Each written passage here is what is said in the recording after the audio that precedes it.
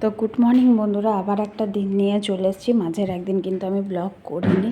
তো এটা এখন আমরা সকালে এই 10:30-11টার সময় পিসিদের বাড়ি থেকে কুসুমদের বাড়ি থেকে পিসিদের বাড়ি যাচ্ছি। পিসিদের বাড়িতে দুপুরে খাওয়ার কথা ছিল, মুড়ি খাওয়ার কথা ছিল, দোকানে যাচ্ছি। তো মুড়ি খেয়ে দিয়েও চলে এসেছি আমি কুসুমদের বাড়িতে। একটু বসেছিলাম, তারপর সন্ধ্যাবেলায় একটু রেডি হয়ে সেরকমভাবে ব্লগ করি। অ্যাকচুয়ালি সবাই একসাথে থাকলে না চট করে ভিডিও করতে তখন আর মন করে না।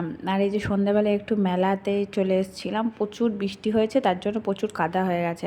সবার জন্য নিতে এসেছিলাম একটু ফুচকা, কারণ ওরা বাড়ি থেকে কেউ বেরোতেই পারেনি। তাই আমি আর ও মিলে একটু ফুচকা নিয়ে আবার ওদেরকে দিয়ে আমরা গেছিলাম পিসির বাড়ি। রাত্রে পিসির বাড়িতে ভাত খাওয়ার কথা ছিল। তো প্রিপারেশনই চলছিল, আমরা সবাই বসে এখানে গল্প করছিলাম, ছেলেরা খেলা করছিল ছোটোগুলো, আর এই যে সবাই মিলে খাওয়া দাওয়া চলছে। আমার খাওয়া হয়ে গেছে, আর আরাধ্যায় দাদুদের সাথে গল্প করছে। সবাই গল্পতেই ব্যস্ত, আমরা সবাই ভাগ ভাগ করে খেতে বসেছিলাম। তো আমরা মেশোরা তখনও খাওয়া হয়নি, তখন মেশোরা খাবে এরপরে। আর আরাধ্যার সাথে প্রচুর ধাঁধার লড়াই করছে, আরাধ্যাকে রাগাচ্ছে, আরাধ্যা রেগে যাচ্ছে, এইসবই হচ্ছে।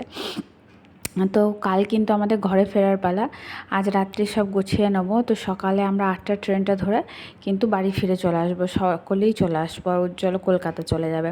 তো দেখো, তারপরেই তোমরা দেখবে আমরা ট্রেনে আছি। এই যে ট্রেনে চোখের অবস্থা দেখতে পাচ্ছি, বাড়ি ফেরার সময় মন টন একদম খারাপ, একদম এনার্জি সব শেষ।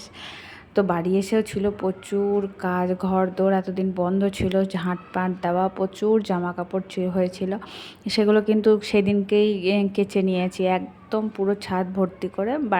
বাড়ি ঢুকতে 10:30, তারপরে কিন্তু সেগুলো সব কেচে নিয়েছি। আর রান্না আলু সেদ্ধ, ডাল ভাত আর লেবু দিয়ে খেয়েছি, একদম হালকা হালকা, কদিন ধরে যা খাওয়া দাওয়া চলছিল। তারপরে দেখো বিকালে ঘুম থেকে উঠে জামা কাপড়গুলো নিয়ে চলে এসেছি। আর আজকের ব্লগটার বেশি বড় করিনি, কাল একটা নতুন দিন, একটা নতুন জায়গা যাওয়ার আছে, দেখাবো তোমাদের নতুন ব্লগে। চলো টাটা।